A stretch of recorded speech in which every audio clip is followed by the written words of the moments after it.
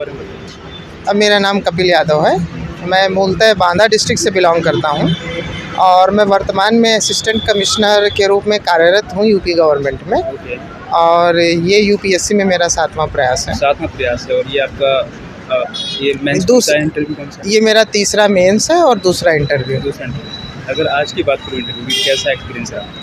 आज का इंटरव्यू ठीक रहा और ज़्यादातर डेफ बेस्ड सवाल रहे और सबसे ज़्यादा चैलेंजिंग ये था कि आज के न्यूज़पेपर से 20% सवाल रहे। अच्छा, जो कि कैंडिडेट्स मिस करते हैं। और वो एक न्यूज़पेपर से नहीं, हर मतलब हम इंटरव्यू दे रहे थे, उसके बाद वो 2-3 मेंबर द हिंदू का न्यूज़पेपर पढ़ रहे थे। Means they are going into reading 2 और 3 न्यूज़पेपर्स। सो जो भी कैंडिडेट्स आएँ आज के न्यूज़पेपर को कृपया हल्के में ना लें, क्योंकि वो सवाल पूछते हैं, मेंबर्स अपडेट रहते हैं। तो करंट से कैसे क्वेश्चंस पूछे जाते हैं अपने इंडिया से, या फिर जो अभी चल रहा है? मैंने क्या कहा कि मुझसे जो करंट के सवाल पूछे वो आज के न्यूज़पेपर से ही ज़्यादा सवाल पूछे। जैसे कि एक पुराने आईटी मिनिस्टर्स हैं जिन्होंने एक बुक लॉन्च की है, उसके बारे में सवाल पूछे, तो मुझे उसके बारे में आइडिया नहीं था। तो आज के ही सवाल पूछे जो अभी जर्मनी के साथ 19 MOU साइन किए गए हैं, वो ये सब। ओके। एक तो क्वेश्चन बताएंगे आपके टैब बेस्ड, जैसे आपने बताया, तो किस टाइप के क्वेश्चन? टैब बेस्ड चूँकि मेरे जॉब से रिलेटेड थे कि आप जिस डिस्ट्रिक्ट में जॉब करते हैं वहाँ चीज़ों को बेहतर करने का, माइनिंग का आप क्या कर सकते हैं, हेल्थ कैसे बेहतर कर सकते हैं अगर आपको एज ए DM प्रमोट कर दिया जाए। Situation based question? हाँ, सिचुएशन बेस्ड क्वेश्चन। और कोई क्वेश्चन जो आप रिवील करना चाहें? और बस क्या, और कोई क्वेश्चन जो रिवील करना चाहें कि ये क्वेश्चन ज़्यादा इंपॉर्टेंट? बस मैं यही सजेस्ट करूँगा कि जो भी लोग अपीयर हो रहे हैं तो अपना डैफ अच्छे से करें। डैफ जो कि सबसे ज़्यादा ज़रूरी चीज़ है, क्योंकि वो लो हैंगिंग फ्रूट के साथ साथ प्रोबेबिलिटी को दर्शाता है कि whatever the probable they must prepare. और जो अनवांटेड टेरिटरी या अनचार्टेड टेरिटरी है उसको भी कवर करें, पर जहाँ जो चीज़ें गिवन हैं उनको आप अच्छे से तैयार कर लें।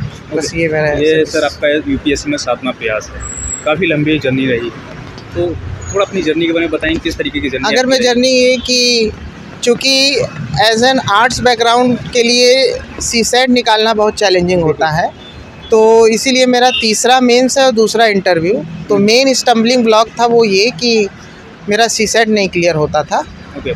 और 2021 में जॉब के बाद यूपीएससी को साथ साथ करना एक चैलेंजिंग था। ओके। आपने BA किया?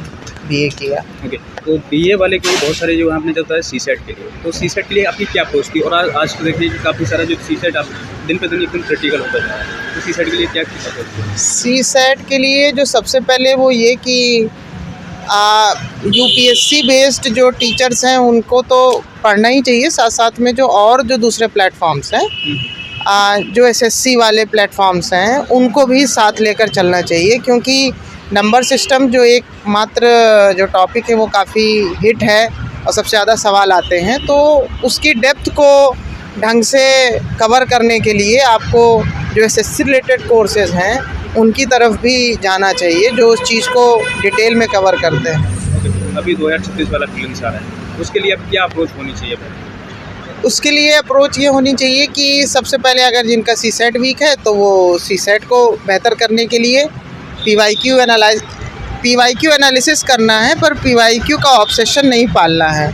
जिससे मैंने ये देखा कि बहुत सारे बच्चे केवल PYQ और वो उसी तक सीमित हैं। तो PYQ से हमको गाइड होना है, पर PYQ से ऑब्सेशन नहीं पालना है कि टोटल फोकस PYQ पे कर दें। तो ये है कि पेपर फर्स्ट के लिए भी जो है वो PYQ बेस जो है आप रखिए, पर साथ साथ में जो और भी कवरेज है उसको भी करते रहिए। प्रीलिम्स में टेस्ट सीरीज कितनी इंपॉर्टेंट है? टेस्ट सीरीज मैंने कोई टेस्ट सीरीज नहीं लगाई थी। अभी जैसे बात कर रहे हैं PYQ लेकर, तो बहुत सारे एक जो स्टूडेंट के माइंड में एक मिथ पैदा हो गया है कि PYQ लगाएं तो कितने साल तक के लगाएं, तो बहुत ज़्यादा वो डिमांड है। मेरे हिसाब से PYQ लगाना एक उनसे आप आइडिया ले सकते हैं कि लेंथ और ब्रेड्थ कितनी रिक्वायर्ड है, रादर देन कभी 1-2 क्वेश्चन रिपीट भी हो सकते हैं। पर अंत में क्या होता है कि PYQ ज़्यादा करने से एक फटीग हो जाता है PYQ का, और हम जो कंसेप्चुअल अपैरेटस है, कंसेप्चुअल चीज़ें, उनके ऊपर ध्यान कम देते हैं।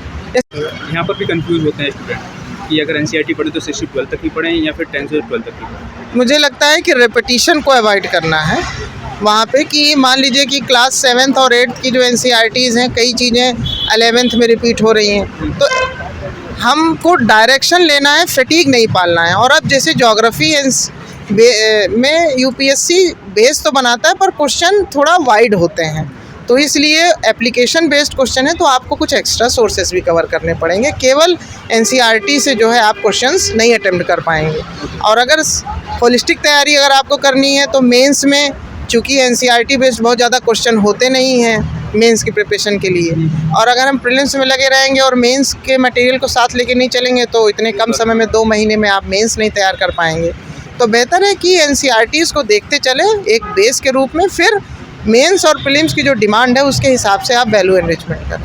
ओके, यहाँ पर सबसे ज़्यादा कंफ्यूज रहती है करंट अफेयर को लेकर। स्टूडेंट सोचते हैं कि मैगजीन पढ़ें, न्यूज़पेपर पढ़ें, या फिर जो कोचिंग के जो मंथली। मुझे लगता है कि मिक्स अप्रोच ज़्यादा बेहतर है, कि कोचिंग सबसे ज़्यादा कहीं ना कहीं तैयारी को कठिन बनाने का काम कर रही है, क्योंकि इतना ज़्यादा करंट अफेयर्स सेचुरेट कर दे रही है। एक तो न्यूज़पेपर, हम कितनी चीज़ें रिटेन करें, न्यूज़पेपर पढ़ें, फिर उनका अपना करंट अफेयर डेली का अपडेट हो रहा है, फिर उनका मंथली का कंपाइलेशन भी आ रहा है, तो मल्टीप्लिसिटी ऑफ द मटेरियल्स। तो मल्टीप्लिसिटी से क्या होता है कि प्रिपरेशन फटीग बढ़ता है, रिटेंशन कम हो पाता है, और फोकस जो है वो डाइवर्ट होता है। तो इसलिए सबसे अच्छा चीज़ करने के लिए वो ये कि न्यूज़पेपर बस केवल अवेयरनेस के लिए देखते रहें, और अपने नोट्स बनाइए 30 मिनट 1 घंटा करके। कभी भी बहुत सारी चीज़ें रेडीमेड के मटेरियल से हो सकता है प्रीलिम्स निकाल ले जाएं, पर अगर आपके हैंडमेड नोट नहीं है तो 2 महीने में आप मेंस का जीएस कैसे क्लियर कर पाएंगे। तो एक होलिस्टिक सेंस में तैयारी में दोनों चीज़ें मांगते हैं। आंसर राइटिंग क्या अप्रोच होनी चाहिए, बेस्ट आंसर राइटिंग, क्योंकि जो बच्चे हैं कि एनसी राइटिंग में मेरा ये मानना है कि बहुत ज़्यादा सबसे जो कोचिंग के टेस्ट सीरीज हैं उनसे बचना चाहिए, ठीक है, क्योंकि लड़के 2-2 3 दिन और ये है, उसमें आपको परफॉर्मेंस, जो इवेलुएटर्स हैं वो भी बहुत ज़्यादा ऑब्जेक्टिविटी से नहीं होते, और या तो इतना फाइन तरीके से इवेलुएट कर देते हैं यूपीएससी में कि आपका स्पेलिंग मिस्टेक है, ग्रामेटिकल एरर है, तो बच्चा हतोत्साहित हो सकता है, या बाद में वो जिस तरीके से नंबर दें कि नहीं आप you are not addressing the demand. और कई बार कोचिंग के जो मेंस के क्वेश्चंस पेपर वो बनाते हैं, इतना स्टैंडर्ड हाई रहता है कि लड़के प्रिपेयर देने क्या, अरे मेरा तो ये सेक्शन प्रिपेयर नहीं है, तो वो कोचिंग में जो पूछा है वो प्रिपेयर करने लग जाते हैं। ये गलत अप्रोच है, इससे चीज़ों, ये गलतियां मैंने की, इससे क्या है टाइम ज़्यादा लगता है और आप 2 महीने में कर भी नहीं पाते। इस यूपीएससी की जर्नी में क्या क्या गलतियाँ आपने की जो लगा कि रियलाइज़ हुआ कि ये गलती मैंने की, ये नहीं करनी चाहिए और ये नहीं करनी चाहिए? सबसे, चूँकि सीसेट का है तो सीसेट में आपको अपने स्टैंडर्ड्स काफ़ी बढ़ाने पड़ेंगे, बिकॉज़ हर साल वो और टफ इस बार होता जाएगा, ठीक है। तो दूसरी चीज़ ये है कि मेंस के लेवल पर पहले से ही चीज़ें तैयार करके रख लें। उस 2 महीने में केवल करंट अफेयर और राइटिंग का काम करें, क्योंकि वो काफ़ी कंजर्वेटिव स्पेस है 2 महीने का, और बहुत सारा कोचिंग और उसके चक्कर में ना भागें। कोचिंग में आप मान लीजिए कि टेस्ट लिखे मेंस का, उसके बाद आंसर 15 दिन में चेक होके आया, उसमें आप टाइम बर्बाद कर रहे हैं। टॉपर्स की आंसर कॉपी लीजिए, आप एक मानक तैयार करिए, ऐसे ऐसे लिखना है, खुद ही सेल्फ एनालाइज कीजिए कि कितनी आप मिस्टेक कर रहे हैं, क्या नहीं कर रहे हैं। तो उससे आप मान लीजिए कि चीज़ें थोड़ा सा बच जाएंगे, आपकी मेहनत कम होगी, ठीक है, गलत दिशा में मेहनत कम होगी। ठीक है sir, thank you so much. Thank you.